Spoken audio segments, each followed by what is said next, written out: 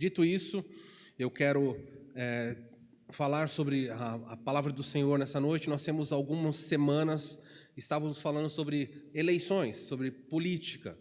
E hoje eu queria ter concluído esse assunto antes da eleição, mas não foi possível porque a semana passada eu tive que pregar no aniversário de 5 anos de ministério de um pastor em São Paulo. Ele insistiu que eu fosse e eu não consegui me esquivar. Então eu quero concluir, mas eu não vou dizer para você, nós estamos vendo como é que você deveria votar. Então eu vou falar sobre o tipo de pessoa que você deve anelar. Não sabemos se vai ter segundo turno ou não, mas independente disso, a informação serve para qualquer eleição futura. A Bíblia fala muito claramente, ela orienta de maneira muito prática em como lidar. Então eu vou caminhar aí e vocês podem seguir comigo. Nós terminamos a semana passada, não sei se é o meu, terminamos a semana passada falando, na retrasada, que quem os crentes devem desejar como governantes. E aí nós mencionamos aí que vocês devem desejar, o cristão deve desejar governantes honestos. Faz parte da história do crente. Você não pode votar em pessoas que são abertamente corruptas. Nós sabemos, entendemos que não existem pessoas santas. Os crentes não, pelo menos queremos acreditar que os crentes não são inocentes a este ponto de achar que um político vai ser Jesus Cristo. Não vai, não. Então, claro, tem bons políticos, mas tem maus políticos também. Então, você tem que procurar e desejar. O desejo cristão é que chegue ao poder pessoas honestas. Não coloquem bandidos, ou seja, homem ou mulher, em cargos de poder, porque a nação toda sofre. Dito isso, é importante saber o caráter do candidato. Eu citei aqui Isaías, olha, o que Isaías fala sobre o povo de Israel. Os seus líderes são rebeldes e companheiros de ladrões. Então não é algo de agora, nem do Brasil. Isaías diz, vocês têm líderes no poder que são ladrões. E mais, todos eles, aqui é Isaías escrevendo, mas é Deus falando com o povo. Todos eles amam subornos e exigem propinas. Você fala, nossa, eu achei que era só em Brasília. Não, lá em Israel tinha exatamente isso. E Deus fala, eles não defendem a causa dos órfãos, nem se preocupam com o direito das viúvas. Então não ponha no poder pessoas que vão roubar, órfãos e viúvas. Vou passar rapidamente para possamos entender. Não coloque no poder pessoas que explorem o próprio povo. É muito cruel eleger ou buscar alguém que explore o seu próprio povo. Não é que você pode explorar o povo, que então se você for governar a Argentina, eu posso explorar porque é outro povo. Não, mas estou falando que é cruel demais você imaginar alguém da própria nação explorando os seus compatriotas, os seus irmãos. Jeremias 22:13 diz assim, que a aflição espera Jeoaquim. Não dá tempo de explicar, se quer saber quem ele é, você tem que vir de terça-feira, Daniel, a história de Daniel. Quando Nabucodonosor invade a Babilônia, esse é o rei que está lá, Jeoaquim. E olha o que Deus fala, que a aflição espera Jeoaquim, que edifica o seu palácio de forma desonesta. Então ele está edificando o seu poder e o seu palácio é muito luxuoso. E o que ele fez? Ele usou de forma desonesta. Olha o que Deus diz. Constrói as paredes com injustiça, pois obriga a gente do seu povo a trabalhar sem lhes pagar salário. Então você não pode votar em alguém que vai entrar no poder e depois vai obrigar você a trabalhar. Pastor, mas eu tenho salário, mas eles vão explorar. Eu quero ser presidente do Brasil, então presta atenção aí. Se um dia você votar em mim, não vou ser, mas se eu fosse, ia me matar. Primeira coisa que eu ia fazer, primeira lei ou decreto que eu ia levar para lá é o seguinte, atrelar o salário mínimo, vai ser o indexador para todos os salários, do judiciário, deputado. Aumentou o salário mínimo, quanto aumentar, aumento do deputado, senador, juiz. Gostaram? Alguns vão falar não. Mas seria simples assim, o mesmo índice. Subiu quanto no salário mínimo? R$5? Quanto o deputado ganha? R$5. O deputado, o que eu quero dizer, ele vai ganhar em salários mínimos. O deputado ganha 10 salários mínimos. Aumentou o salário mínimo, aumenta todo mundo em cascata. Resolveu. O que vão fazer comigo? Vão me matar na primeira campanha que eu fizer, já vão me matar. Convênio, como fazer? Nenhum político pode colocar ou fazer uso de hospitais particulares. Todos os políticos do Brasil têm que usar o serviço público, ele e os seus filhos. O que vai acontecer com o hospital público? Maravilha. Vão me matar no segundo mandato já. É o segundo projeto. Terceiro, nenhum candidato pode colocar os seus filhos, a sua família em escola particular. Todos em escola pública. O que vai acontecer com a escola pública? Gente, o que nós temos visto são pessoas que chegam no poder e exploram a sua nação. Eles têm os mais excelentes benefícios. E a nação está lá embaixo. E Deus fala, que aflição espera quem age assim. Então não vote em pessoas que exploram o seu próprio povo. Quarto lugar, desejem governantes que não sejam apegados ao mal, a maldades ou a vícios. A Bíblia fala sobre isso? A Bíblia fala sobre isso. Olha só, não coloquem no poder devassos, pessoas que têm uma vida de devassidão, largadas, seja em vícios de jogos, seja em vícios de entorpecentes, drogas ilícitas, seja embriaguez, seja qualquer vício que você pensar, jogatina. Olha o que a Bíblia diz, em Provérbios 31:4, é importante conhecer a vida do candidato, você não pode colocar na cabeça, na coroa, e lá era rei naquela época, olha o que a Bíblia diz, não convém aos reis, ó Lemuel, é aqui o último capítulo de Provérbios, olha o que a Bíblia diz, não convém aos reis tomar muito vinho. Então o rei, a Bíblia não é contra a bebida, mas ela é contra a embriaguez, por isso fala assim, não pode beber muito, por quê? Os governantes não devem desejar bebida alcoólica. Se beberem, pode ser, e pode ser aqui é um eufemismo, é certeza que vai acontecer. Se beberem, eles vão se esquecer da lei e vão deixar de fazer a justiça aos oprimidos. Então, se a Bíblia fala diversas vezes, se chegar ao poder um governante, homem e mulher, que é apegado a algum tipo de vício, ele vai esquecer do povo. Ele vai beber, ele vai jogar, ele vai usar drogas, ele vai viver, quando eu falo viciado, não é só bebida, eu falei, às vezes viciado em maldades, obscenidades. Não coloque no poder pessoas com uma moral de devassidão. Viu como a Bíblia ensina, dá critérios claros? Não vote em pessoas assim. É importante você conhecer. Só passando rapidamente, olha só. Desejem governantes que não promovam a destruição da família. A sua família é um alvo. Você não pode votar em pessoas que vão destruir a sua família, vão corromper os valores familiares. E por família, não é o que você acha ou o que eu acho. Quem criou a família foi Deus. Deus fez Adão e falou, não é bom que o homem viva só. Adão não era uma família com os animais, não era. Ele era um ser humano sozinho. Deus falou, não é bom, não está legal. Alguns dizem que Deus olhou e falou, Adão está muito tranquilo, vou piorar a vida dele. Mas não é verdade. Deus falou, vou abençoar Adão. E fez Eva. E formou o primeiro casal. E Deus deu a esse casal uma ordem, crescei e multiplicai-vos. Deus falou, ainda não está o ideal. E então a família foi formada. Uma família é formada por homem, mulher e filhos. Toda a família é formada assim. Não é uma questão de escolha. E a família tradicional, ela está debaixo de ataque. As pessoas dizem, não, pode ser papai, papai, mamãe, mamãe. Pode ser 4 papais e uma mamãe. Está uma loucura. Não, a família está debaixo de ataque. Então não vote em ninguém. Não coloque no poder destruidores da família. É importante saber a ideologia, a ideia que a pessoa tem.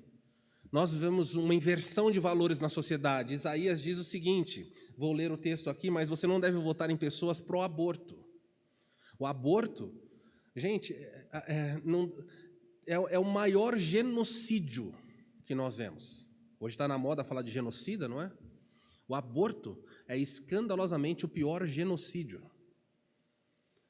A forma, se a pessoa puder constatar como é feito o aborto, não está vendo.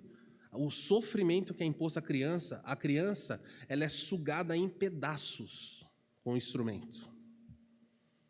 E vai mutilando, a criança está viva ainda, vai arrancando os membros dela por sucção. Mas a cabeça é muito grande, ela não sai por sucção. Então é usado um instrumento para picar a cabeça, esmagar a cabeça e depois succiona aquilo. Isso é aborto. Então, se você votar em alguém você quiser no poder alguém que é pró-morte, você não entendeu o que é o cristianismo. A Bíblia fala da concepção da vida desde o ventre. O Salmo 139 Davi diz assim: quando eu ainda era substância informe, ou seja, eu não tinha formação, eu era uma substância.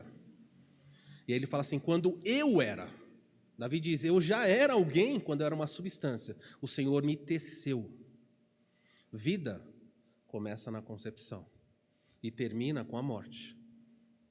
Deus deu e Deus tira. É assim, nenhum de nós deve interferir nesse processo. Um outro momento nós podemos discutir sobre eutanásia, ortotanásia e uma série de outras questões éticas aí que deveriam ser abordadas, mas neste caso, verdadeiro genocídio de milhares e milhares de vidas humanas, não vote ninguém que seja pró-aborto. E se alguém que você conhece praticou aborto, essa pessoa deve pedir perdão a Deus. Não dá para voltar atrás, pedir perdão a Deus e seguir. Estou falando de pessoas que chegam no poder para defender essa agenda, como meu corpo, minhas regras. O bebê no ventre da mãe não é extensão do corpo humano. Deus escolheu a mulher como um recipiente para gerar uma vida. O bebê não é como o cabelo, que é uma extensão, a unha, que é a extensão do corpo, não. É um outro ente. Ele só precisa de um lugar, uma incubadora para nascer. Por isso, quando nasce, corta o cordão umbilical e tem outra vida. Quando você corta o cabelo e a unha, aquilo não tem vida nenhuma. Bebê, um ser humano.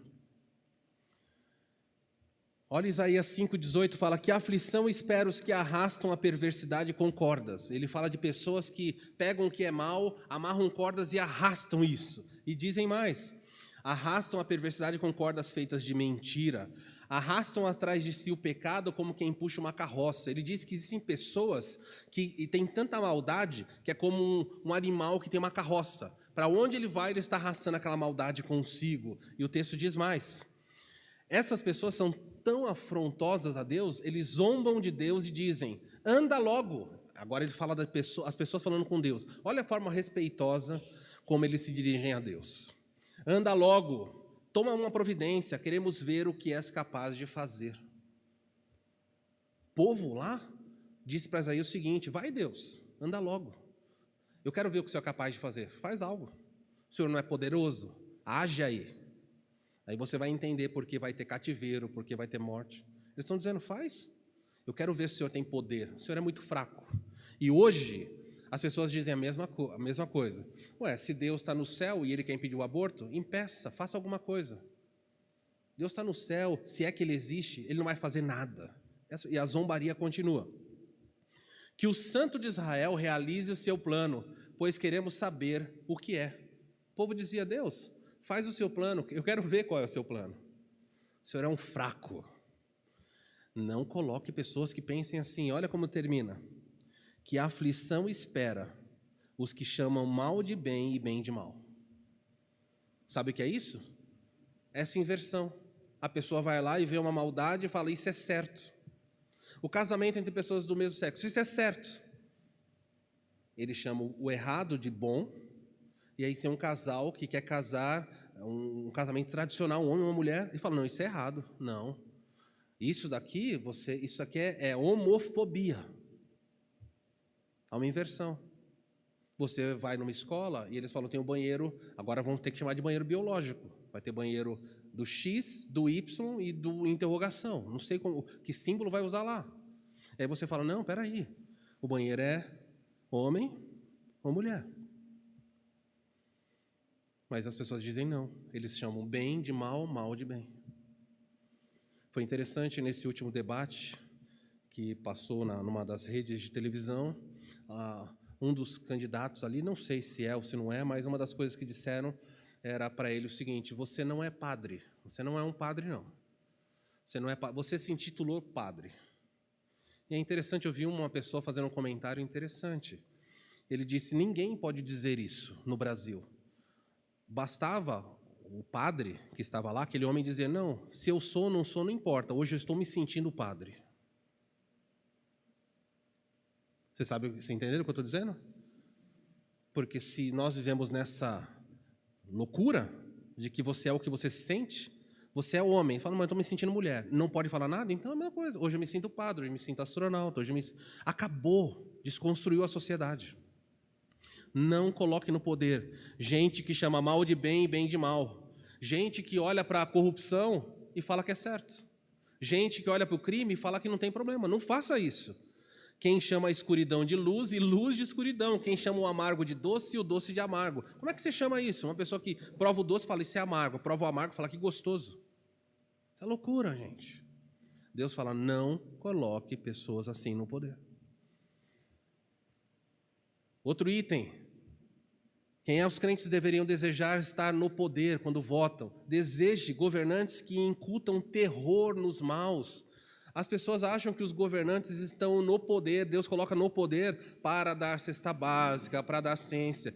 É claro que o governante tem esse papel para as pessoas que realmente precisam. Órfãos, viúvas, deficientes. Existe uma camada da sociedade que precisa da proteção do Estado. Os demais, que são lúcidos, fortes, têm oportunidade, o Estado deveria proporcionar apenas oportunidade de trabalho.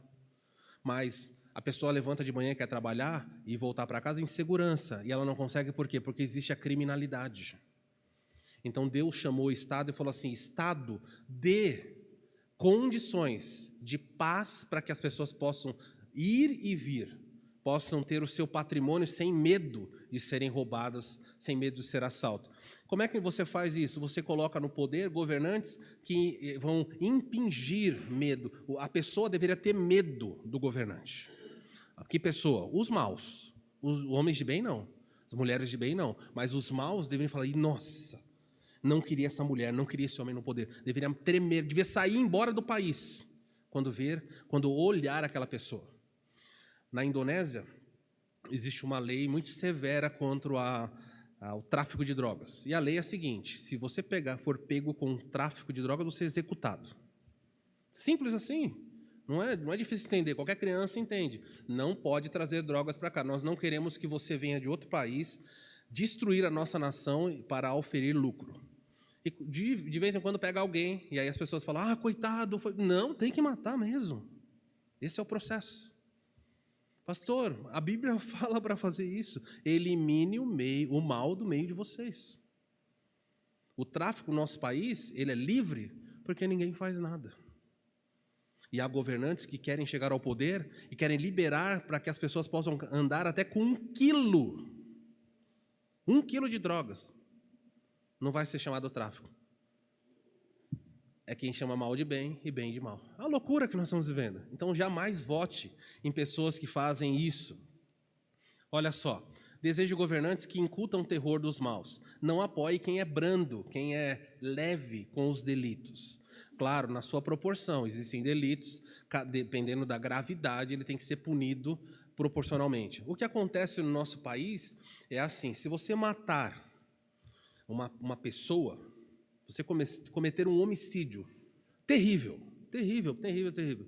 Qual é a pena máxima no nosso país? 30 anos. Pode, se você fizer a maior barbaridade, 30 anos. Sabe quanto tempo você fica preso? 1/6 da pena. Quanto dá isso? 5 anos. E desses 5 anos, você pode sair em 2 com bom comportamento. O que é isso, gente? Que país é esse? Tem que algo feito. Não há esperança. O bandido fala assim, está tranquilo, está tudo certo. Então precisa ter um governante que coloque medo. E governante aqui são os deputados. Eles deveriam fazer leis rigorosas. Crime contra o povo, contra a nação, não deveria prescrever nunca. Demorou 40 anos para julgar, não importa, vai pagar. Hoje as pessoas fazem recurso. A justiça antes, primeira instância, recorreu, segunda instância, já e agora podia continuar discutindo, mas ia ficar preso. Anularam. Então, a pessoa, primeira, segunda, terceira instância, STF, recurso, e faz. Quando vê, prescreve. Isso, o que acontece? Qual é o problema de você viver numa sociedade em que as coisas acontecem dessa forma? As autoridades, Romanos 13, Paulo diz, as autoridades são servos de Deus para o quê? Para o seu bem. Deus colocou autoridades para fazer o bem. Mas se você estiver fazendo algo errado, é evidente que você deve o quê? A Bíblia fala que você tem que ter medo da autoridade. Quem faz o mal deveria ter medo da autoridade. E mais, pois elas têm o poder de punir. Deus deu à autoridade o poder de punição. E neste contexto, quando Paulo escreveu, ele escreveu para quem? Para os romanos. Sabe qual era o poder de punição que Roma tinha? Decapitação, crucificação. Paulo falou, Deus deu aos romanos, foi Deus, deu para eles uma espada, e eles vão exercer a punição sobre os maus. É claro que os seres humanos são corruptos, e eles exerceram a execução de Paulo, Pedro, que não tinham feito, não mereciam, e tantos outros, mas que as pessoas deveriam ter medo. Na época de Jesus, um pouco antes de o evangelho se espalhar com os apóstolos, o maior problema do mundo naquela época eram os assaltos nas estradas e a pirataria no mar Mediterrâneo. Era isso que acontecia. Então, saía de um país levando carga, alimento, ouro, eles eram atacados por piratas. O Império Romano chegou no ano 27 a.C. e acabou com a pirataria. Como é que ele acabou com a pirataria no mar? Pegou, ele afogava no mar. Falou, se você for pirata e a gente pegar você, você vai morrer afogado. Vai acabar com a pirataria. Como? A gente vai amarrar vocês, todos os piratas, numa corrente, numa âncora, e vai jogar no mar. Sabe o que aconteceu com a pirataria no tempo dos romanos? Acabou. Na estrada, os romanos patrulhavam, tinham assaltantes. Lembra do bom samaritano que foi espancado? Os romanos acabaram com isso. Pegou o ladrão na estrada fazendo, ele era crucificado no ponto em que ele estava roubando. Ficava ali, o Aldor vivo. O que aconteceu com os assaltantes? Tinha assalto? Tinha, mas eles sabiam, se pegar é morte. E o que aconteceu? Veio o advento do evangelho e os apóstolos tinham que andar pelo mundo inteiro pregando o evangelho. Podiam fazer tranquilo, não tinha mais assaltantes. Paulo vai fazer a primeira, segunda e terceira viagem missionária, correndo o mundo com o evangelho, porque a pirataria acabou. Então Deus falou, Romanos, executem a punição. E as pessoas ficaram com medo. É isso, esse é o papel da autoridade. Portanto, sujeitem-se, o texto aqui, pois as autoridades estão a serviço de Deus para castigar os que praticam o mal. Portanto, sujeitem-se a elas, não apenas para evitar a punição. Vou obedecer à autoridade para não ser punido. A Bíblia fala, não, faça isso também para manter uma consciência limpa. Tenha medo da espada, mas faça porque é o certo. A Bíblia fala muito de política. Não vote em pessoas que são brandas com os malfeitores. Olha só outro texto. Sujeitai-vos a toda instituição humana por causa do Senhor, quer seja o rei como soberano, ou quer as autoridades, como as autoridades são o quê? Enviadas por Deus para o castigo dos malfeitores e para o louvor de quem faz o bem. Deus enviou a autoridade para castigar. Esse é o papel da autoridade. E no Brasil isso não acontece. Infelizmente, não acontece. Você vê bandidos no fórum afrontando o juiz, dizendo assim, olha, eu vou matar você quando eu sair daqui. Eles não temem mais a autoridade. Acabou-se o medo. Olha, a figura do assaltante no Brasil é mais ou menos essa. Ó. Relaxa, a lei está do nosso lado. Nada vai nos acontecer, vamos lá. E é isso que acontece na prática. E olha o que a Bíblia diz, olha o perigo de não se punir. Quando os crimes não são logo ou rapidamente castigados, o coração dos homens se enche de planos para fazer o mal. Entendeu qual é o perigo de não punir? A pessoa roubou. Agora vai ter um processo, vai demorar 1, 2, 3, 4 anos, 10 anos para julgar. A pessoa fala, pode fazer o mal, nada acontece, vai prescrever. Tem que ser executado rapidamente. Roubou hoje, a semana que vem já é julgado, daqui 15 dias está preso. Tinha que ser assim. Aí o mal para.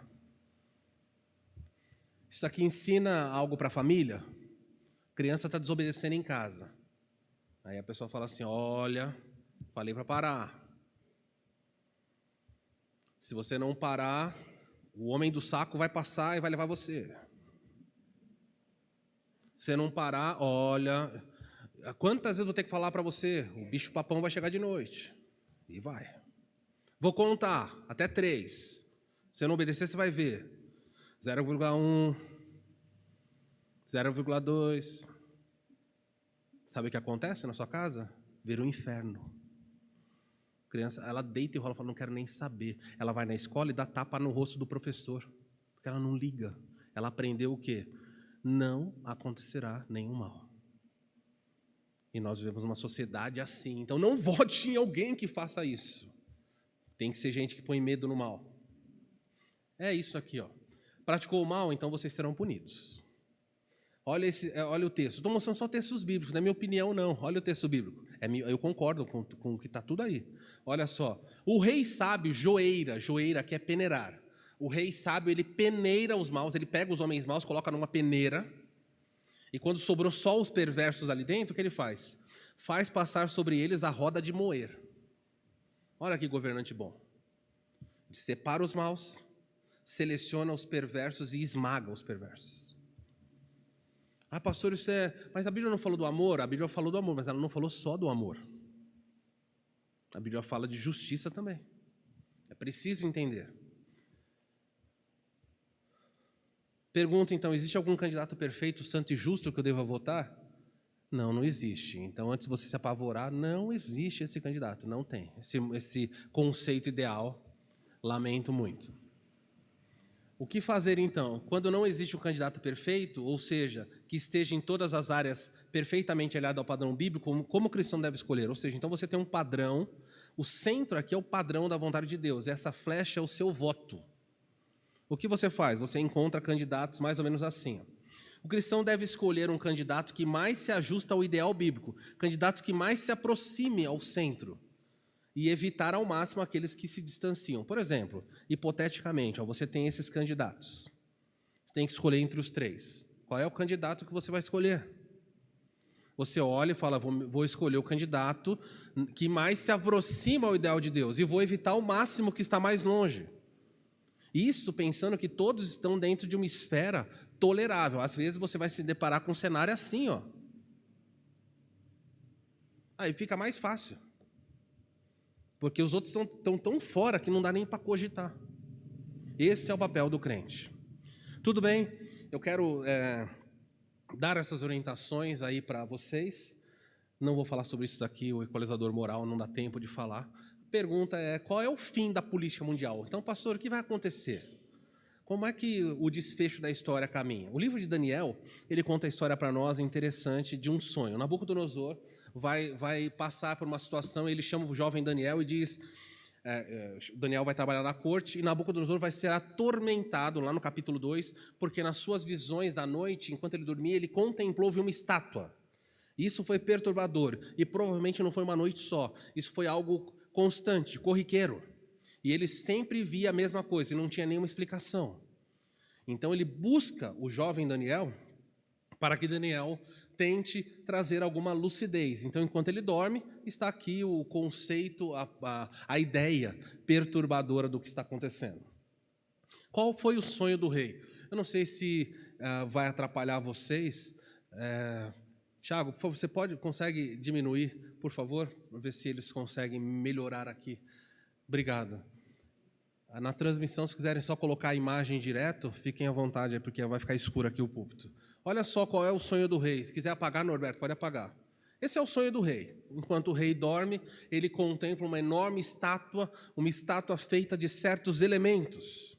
Uma cabeça completamente feita de ouro e o peito de prata, o ventre, aqui a cintura feita de puro bronze, as pernas feitas de ferro e os pés dessa estátua eram feitos parte de ferro e parte de barro. E essa visão, enquanto ele olhava, uma pedra foi cortada de uma montanha sem auxílio de mãos humanas, essa pedra cai, é lançada no pé da estátua.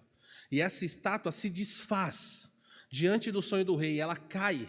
E nada sobra, não há lembrança da cabeça de ouro, do peito de prata, nada, tudo sucumbe a essa pedra. E essa pedra que acerta essa estátua e derruba, ela começa a crescer. Daniel fala que ela cresce, cresce, cresce e ela enche toda a terra. E ela toma conta de todo o planeta.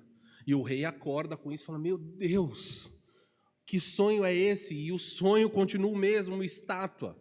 E Daniel vai dizer para o rei, olha, Deus está mostrando para você a questão política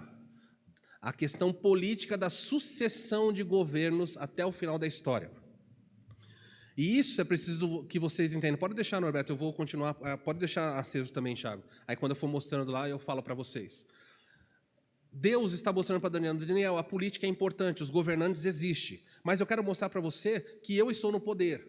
Eu vou colocar uma cabeça de ouro, eu vou colocar um peito de prata, o bronze. Ele vai mostrando essa estrutura, dizendo, sou eu que estou no trono trocando os governantes. Coloca um governante mais forte, um mais fraco. Eu faço isso. O texto que a Isa leu nessa noite falava de Ciro. Isaías faz uma profecia de Ciro 300 anos antes de Ciro nascer. Ninguém sabia quem era Ciro. E Deus fala, vou levantar Ciro, Ciro vai fazer minha vontade. O povo falou, quem é Ciro? Quando Ciro... Você sabe por que Ciro liberou o povo de Israel que estava preso? Nabucodonosor prendeu eles na Babilônia. Quando o Império Babilônico cai e entra o Império Medo-Persa, Ciro liberta o povo. Por quê? Porque alguém mostra para ele e fala assim, você sabia que a Bíblia fala de você? E quando ele leu, o texto fala, ele vai libertar o meu povo, ele vai mandar o meu povo embora. Ciro fez exatamente aquilo. Ele falou, não, está profetizado sobre mim, e libertou o povo. Isso é profecia bíblica, não dá para fugir disso. Sucessão de impérios, olha só, qual é a interpretação desse sonho então? O sonho que perturba o rei, constantemente o rei ali lutando, querendo saber, descobrir o que vai acontecer, e nada muda, não tem interpretação. Ele chama os sábios e fala, eu quero uma interpretação. A estátua sempre acaba sendo destruída. A pedra vem e destrói a estátua, e o rei quer, você tem que me contar. Chamou todos os sábios e disse, vocês têm que me contar o sonho e a interpretação. E Nabucodonosor disse, se vocês não contarem, eu mato todo mundo. E é neste contexto que Daniel, que não estava na ordem, quando vai ser executado, fala, por que o rei está matando todo mundo? É porque ninguém interpretou. E Daniel fala, me dá 3 dias, eu vou orar com os meus amigos e vou interpretar o seu sonho. Todo esse capítulo é política. A Bíblia está falando sobre política, está mostrando para o rei, o que você está vendo aqui é o final de toda a política do mundo. Olha o que Deus está mostrando aí. Tu és... Daniel vai interpretar o sonho para o rei, e ele diz o seguinte, este é o sonho e também a sua interpretação. Tu, ó rei, rei dos reis, a quem Deus do céu conferiu o reino. Quem deu o poder a Nabucodonosor? Daniel falou, você, rei, é o rei a quem Deus conferiu o poder. Você, rei, você é essa cabeça de ouro. Ninguém está acima de você. Existiram impérios antes? Sim, existiram. Mas Deus decidiu disparar o seu cronômetro para o final da história, dizendo assim, a partir da cabeça de ouro, que é Nabucodonosor fazia o que queria, mandava e desmandava. Deus diz para ele, Daniel diz, Deus colocou debaixo de você todo ser vivo da terra, até os animais. Você é a cabeça de ouro. E ele vai dizer mais. Aí você tem uma ideia, ali é o Império Babilônico, olha o que o rei Nabucodonosor controlava. E Nabucodonosor era a cabeça de ouro, ele mandava em tudo. E o que acontece na sequência? O Império Persa vai surgir, então aqui você tem, olha a Babilônia, ele fez jardins suspensos. Meus irmãos, naquela época que não tinha ferro, os engenheiros que estão aqui sabem o que é isso, é fazer um prédio com barro. É muito bom. Você é a cabeça de ouro, mas depois de você virar um império inferior, e aí vai surgir o Império Persa, que seriam os iranianos. Olha o que os persas fazem. Os persas conquistam. Eles são mais fracos porque o reino foi dividido entre Império Persa e Medo, e os persas marcharam sobre o mundo. Os persas eram extremamente cruéis. Os generais persas disputavam seu poder empilhando crânios. Quando você ia em direção à cidade da Síria, tinham pilhas de crânios. Então você vai entender que eles mostravam seu poder assim. Quantos crânios você empilhou? Empilhei 5.000. O outro general queria empilhar 10. Eles eram maus. Eles praticavam esfolamento, eles cortavam a pele da pessoa e tiravam a pele, desviravam a pele e arrancavam a pele viva, ser humano vivo, gritando. Dores excruciantes. Esses eram os persas. E Deus disse, Nabucodonosor, depois de você, um império vai chegar sobre você. E esse império persa vai tomar conta do mundo. Deus está trocando os políticos, tirando um e pondo o outro. O texto continua, depois de ti, é dito para Nabucodonosor, se levantará um reino inferior ao teu. O terceiro será um reino de bronze, então o inferior ao teu é esse daqui, prata. Como o peito é dividido em 2 partes, é o Império Medo de um lado e o Império Persa do outro. Medo, se quer saber um pouco mais, vem de terça-feira, a gente fala sobre isso. O ventre aqui, depois desse reino, virá um terceiro reino, o qual terá domínio sobre toda a terra, Daniel 9. E aí Daniel vai descrever quem é esse império. Política, um rei, outro rei, 2 reis aqui, mais um aqui. O que acontece? Surge o Império Grego, ou Greco-Macedônio, para ser mais específico. Na Macedônia surge o filho de Filipe, chamado Alexandre o Magno, Alexandre o Grande. E Alexandre vai conquistar, vai varrer o mundo. Você viu o mapa do que os persas fizeram. E esse daqui é dito para ele, Alexandre vai ser o ventre de bronze. E Alexandre o Grande vai varrer o mundo conquistando. E eles também foram muito fortes, mas o papel deles, aqui você vê a extensão que vai chegar. Olha só o que o império de Alexandre fez. Alexandre correu o mundo com seu cavalo Bucéfalos e ele conquistou tudo que era possível. Ele olhou para a Índia, parou de frente da Índia e chorou, porque ele queria avançar mais. O exército falou, não dá. Eles também venceram todas as batalhas possíveis. E Deus disse, essa é a sucessão do poder que eu vou colocar. Os reinos vão sendo trocados porque Deus no céu vai mexendo as suas ordens e cada rei vai saindo do lugar e entrando no outro. Isso é importante para a política do Brasil? Total. Ninguém vai chegar no poder sem que Deus coloque e tire. Você não precisa ficar com medo. Olha só, depois deles, depois de Alexandre o Grande, ele olha para as pernas são pernas de ferro. E essa é uma descrição do Império Romano. O Império Romano começa no ano 27 a.C. e vai até o ano 476. E os romanos, então, eles eram a máquina perfeita de guerra. Então, se você quiser invejar um povo em guerra, são os romanos. Os romanos vão conquistar uma outra extensão. Olha o que os romanos fazem, eles não vêm para cá, mas aqui também está sob o poder deles. E os césares surgem e governam o mundo, mandam no mundo inteiro. E os romanos matam. Cada soldado romano lutava com 8 ou 16. Eles eram uma máquina de guerra. Então, eles conquistaram tudo. Ninguém conseguia. Por isso o texto fala, Roma era o ferro. E o ferro esmiuça tudo. Nada suporta o ferro. Se você pegar um pedaço de ferro e bater no ouro, ele amassa o ouro e o ferro não. Se você bater com ferro na prata, o ouro, a prata e o bronze sucumbem ao ferro. Ele é menos digno, porque o Império Romano foi um império devasso. Aliás, a ruína do Império Romano veio exatamente disso. O Império Romano caiu porque os romanos não queriam mais trabalhar. Os romanos queriam só ficar vendo circo.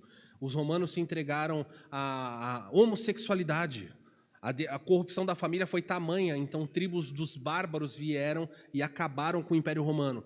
Cada um desses impérios eram impérios unificados. Um império só, Babilônia um só, Medo-Persa um só, Grego um só, Roma um só. Só que quando Roma é destruído, algo acontece. Começa a se formar a descrição do pé dessa estátua. E o que acontece no pé da estátua é que o pé da estátua é feito em parte de ferro e parte de barro. E você sabe que se o ferro da perna é Roma, o pé, de alguma maneira, é o Império Romano redivivo. É um ressurgimento do Império Romano. E você tem esses 10 dedos aí, nós vamos conversar sobre isso, porque Roma, quando é destruído no ano 476, diferente dos outros governos que faziam o quê? Conquistavam e se tornavam um povo só. Os bárbaros conquistaram e dividiram o Império Romano em 10 partes. Muita coincidência, né? Então surge Portugal, Itália, Inglaterra, Alemanha, que eram exatamente os países que estão dentro do círculo romano.